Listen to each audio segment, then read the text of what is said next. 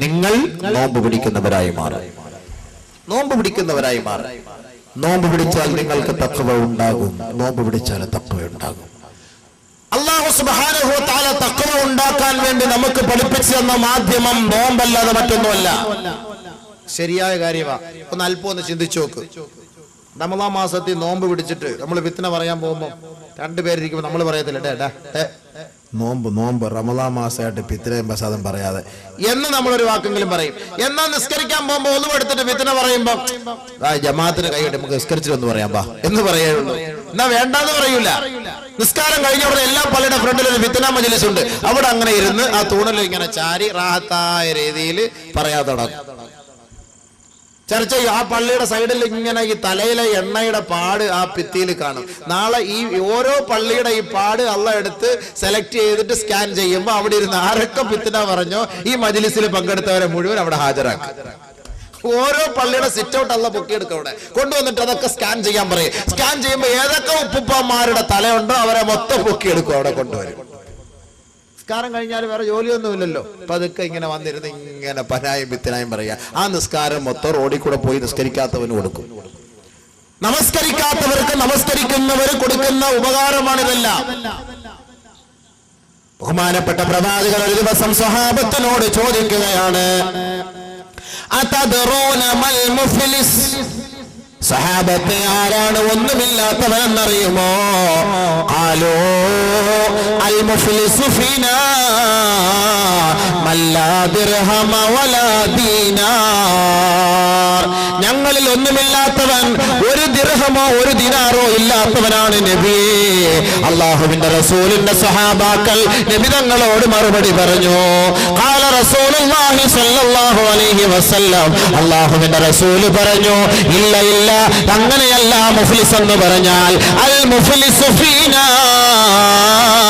നമ്മളിൽപ്പെട്ട മുഫ്ലിസ് ഒന്നുമില്ലാത്തവർ എന്ന് പറഞ്ഞാൽ മയ്യതി യൗമൽ ഖിയാമ, അവർ ഖിയാമത്ത് നാളിൽ വരുമത്രേ, ബിസ്സലാത്തിൻ നമസ്കാരവുമായി, വസിയാമിൻ നോമ്പുമായി, വസകാത്തിൻ സകാത്തുമായി, വഹജ്ജിൻ ഹജ്ജുമായി, ഒരുപാട് സുഹൃതങ്ങളുമായി നാളെ സ്വർഗത്തിലേക്ക് കടന്നു വരുമത്രേ.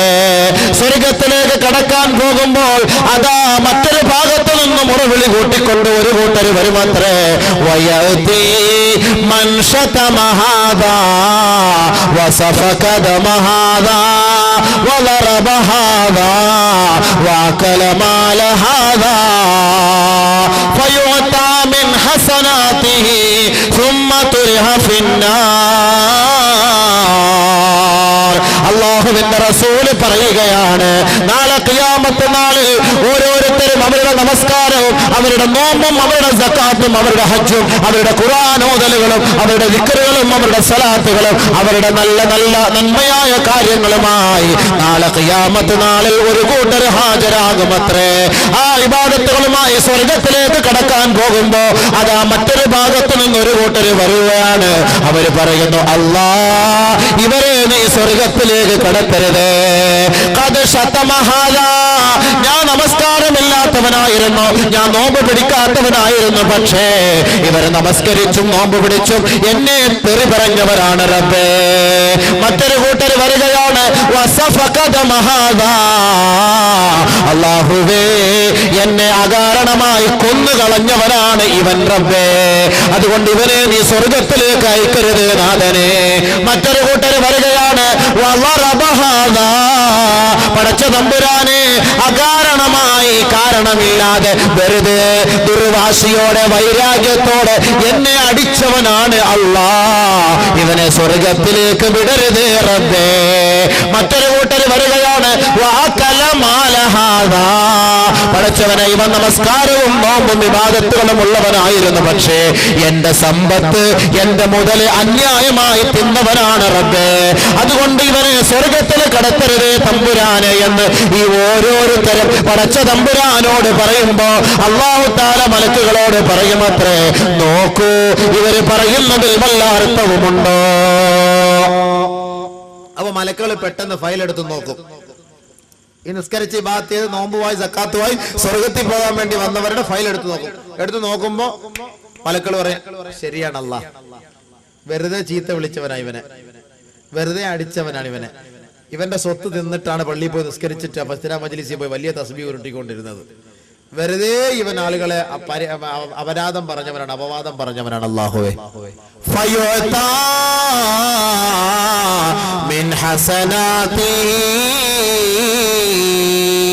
ഉടനെ ഈ പാവിയായ മനുഷ്യന്, ഈ നന്മയുള്ള മനുഷ്യന്റെ എല്ലാ നന്മകളും അല്ലാഹു എടുത്ത് ഈ പാവിയുടെ മേലേക്ക് ഇട്ടുകൊടുക്കുമത്രേ.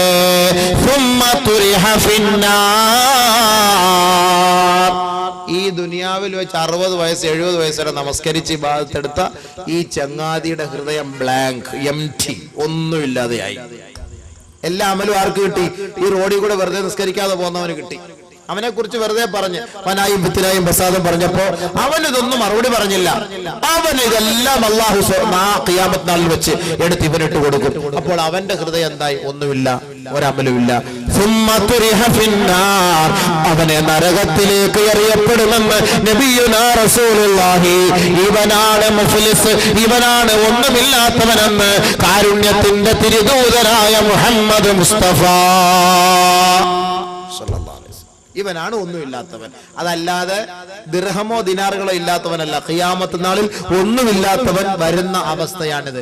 ഇവിടെ വെച്ച് ഒരുപാട് ഇബാദത്തുകളൊക്കെ വാരിക്കോരിക്കൂട്ടും, പക്ഷെ ആഖിറത്തിൽ ചെല്ലുമ്പോൾ ഇതൊക്കെ മറ്റൊരാൾക്ക് വേണ്ടി ഇവനെല്ലാം സമ്മാനിക്കേണ്ടി വരും. അതുകൊണ്ട് ആരെ കുറിച്ച് നമ്മൾ ഒരു ഫനായും പറയരുത്, ഒരു ഫിത്നായും പറയരുത്, ഒരു ഫസാദും പറയരുത്, ഒരു കാര്യവും പറയാം. റമളാൻ മാസം വരുന്നു, റമളാൻ വരുമ്പം ഫനായും ഫിത്നായും തുടങ്ങുന്നത് മുൻകൂർ ജാമ്യം എടുത്തോണ്ടാ. എങ്ങനെ?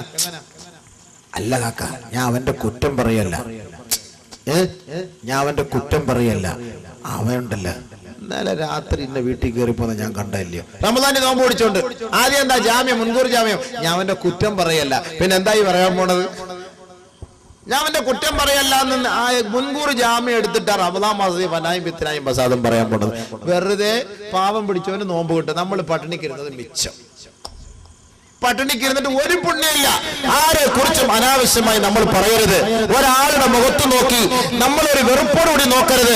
ആരുമാകട്ടെ, നമ്മുടെ എത്ര വലിയ വിരോധിയുമാകട്ടെ, അവന് നിങ്ങൾ സലാം പറ, അവനോട് സന്തോഷത്തോട് കൈ കൊടുക്ക്, അവനുമായി സന്തോഷത്തോട് കഴിഞ്ഞുകൂട്.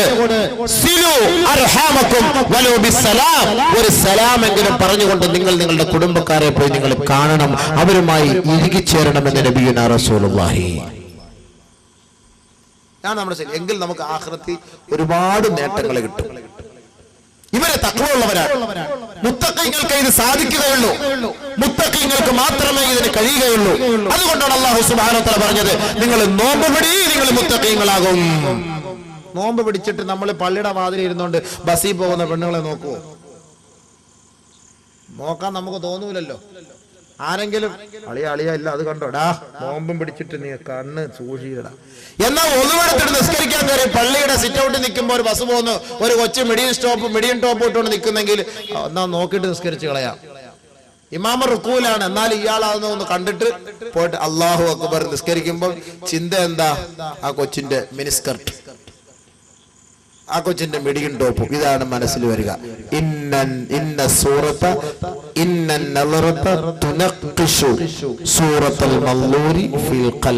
ഒരു പെണ്ണിനെ ഇവിടെ വെച്ച് നമ്മൾ കണ്ടിട്ട് നിസ്കരിക്കാൻ പോയാൽ ശൈത്താന് ആ പെണ്ണിന്റെ മുഖം, ആ പെണ്ണിന്റെ ഡ്രസ്സ്, ആ പെണ്ണിന്റെ ശരീരഘടന, ആ പെണ്ണിന്റെ പുഞ്ചിരി, ആ പെണ്ണിന്റെ ചിറി, ആ പെണ്ണിന്റെ കർണപുടം, ആ പെണ്ണിന്റെ ഓരോരോ അവയവങ്ങൾ നമ്മുടെ മുന്നിൽ വരച്ചു തരും നിസ്കരിക്കാൻ കൈയ്യട്ടുമ്പോ. വാളുകെട്ട ഇതൊന്നും ശൈത്താൻ വരച്ചു തരൂല. വാളുകെട്ട പറയും നീ പ്രസംഗിക്കാന്ന് കേൾക്കാൻ പോണ്ട, കാരണം അവിടെ പെണ്ണുമ്പിള്ള വിളിക്കുന്നത്, നേരത്തെ പോ, അവിടെ ഗേറ്റടയ്ക്കുന്നതിന് മുമ്പ് പെട്ടെന്ന് പോയി കയറ്, നീ ഇവിടെ കിടന്നിട്ട് പ്രശ്നം ഉണ്ടാക്കാൻ നിൽക്കേണ്ട, വാതൊന്നും പറയാൻ കേൾക്കാൻ ശൈത്താൻ പറയും. എന്നാൽ ഇവിടെ വേറെ ഒരു കാവ്യമാത നൃത്തം ചവിട്ട് വന്നെങ്കിൽ ഈ ഉമ്മത്തുകൾ ഇങ്ങനെ പോവോ? ശൈത്താൻ പറയും നീ അങ്ങോട്ട് പോയി നോക്കാം, അയ്യോ അവള് കഷ്ടപ്പെട്ട് വന്നതാ കണ്ണൂരിന്ന്, ഇപ്പോഴേ ഒന്നും കിട്ടത്തില്ല, വേണമെങ്കിൽ പോയി കാണും. വാത് എല്ലാ മുസ്ലിയാക്കന്മാരും എപ്പോഴും ഇവിടെയൊക്കെ നടപ്പുണ്ട്, അതൊക്കെ കേൾക്കാം. ശൈത്താൻ പറയും, അപ്പൊ അതിനെ നമ്മൾ കേൾക്കും. എന്ന പോലെ കൈകെട്ടി നിസ്കരിക്കാൻ നിൽക്കുമ്പോ എന്താ ചിന്ത ഇങ്ങനെ അവളെ കുറിച്ച് ഇങ്ങനെ ചിന്ത ഉണ്ടാക്കും. എന്നാൽ റമളാൻ മാസമാകുമ്പോ നമ്മളിത് നോക്കൂല. റമളാൻ മാസമാകുമ്പോ റീചാർജ് കൂപ്പണൊക്കെ കുറയും. കാരണം എന്താ? നോമ്പ് പിടിച്ചോണ്ട് അവളെ വിളിക്കാൻ പറ്റില്ല, സൊല്ലാൻ പറ്റില്ല, നോമ്പ് ഫസാദായി പോകും. പിന്നെ വിളിക്കുന്നതൊക്കെ തറാവീഹ് നിസ്കാരം കഴിഞ്ഞിട്ടായിരിക്കും. നോമ്പും പിടിച്ചോണ്ട് വിളിക്കാൻ നിൽക്കൂല. റീചാർജ് കൂപ്പൺ എല്ലാം കട എല്ലാം പൂട്ടേണ്ടി വരും. റമളാൻ മാസമായിട്ട് മൊത്തത്തിൽ പ്രശ്നമാണ്. റമദാൻ മാസം ആകുമ്പോഴേ പറയും ഷാബാന്റെ അവസാനത്തിൽ ഇങ്ങനെ വിളിക്കല്ലേ കരളെ, ഇനി ഒരു മാസമാ, എന്റെ റമദാൻ നീ പസാദാക്കി കളയല്ലേ, ഇടങ്ങാറാക്കല്ലേ, എന്റെ നോമ്പ് നീ ഇടങ്ങാറാക്കിയിട്ട് പിന്നെ അങ്ങനെ ഹി ഹാഹു എന്നൊന്നും പറയരുത്. അത് നേരത്തെ പറഞ്ഞിട്ട് ആ സിം അങ്ങ് മാറ്റിയിട്ട് വേറെ സിം എടുത്തൊക്കെ ഇടും ഒരു മാസത്തേക്ക്. ഒരു 10 തറാവി കഴിയുമ്പോൾ മനസ്സിനകത്തിരുന്ന് അയ്യോ വിളിക്കാൻ പറ്റാതൊരു വല്ലാത്ത വെപ്രാളത് എന്താ ചെയ്യുക. അപ്പൊ തറാവി കഴിഞ്ഞിട്ട് ഒരു മിസ് കാൾ അടി, അതും തറാവി കഴിഞ്ഞിട്ടായിരിക്കും. റമദാൻ മാസത്തിൽ നിങ്ങൾ ഇങ്ങനെ സംസാരിച്ച് ഉള്ള അമല് നഷ്ടപ്പെടുത്തരുത്. അവിടെ അവൻ സൂക്ഷിക്കും, ചെറുപ്പക്കാരൻ സൂക്ഷിക്കും. എത്ര ഓടി കളിച്ച് ബാറ്റ് കളിച്ച് ക്രിക്കറ്റ് കളിച്ച് ഫുട്ബോൾ കളിച്ചിട്ട് വന്നാലും ക്ഷീണിച്ച് അവശനായി ദാഹിച്ച് വെള്ളം കുടിക്കാൻ വേണ്ടി വന്നാലും ഫ്രിഡ്ജിനകത്ത് തണുത്ത വെള്ളം വരുന്നാലും കുടിക്കുവോ എടുത്തു വെച്ചിട്ട്?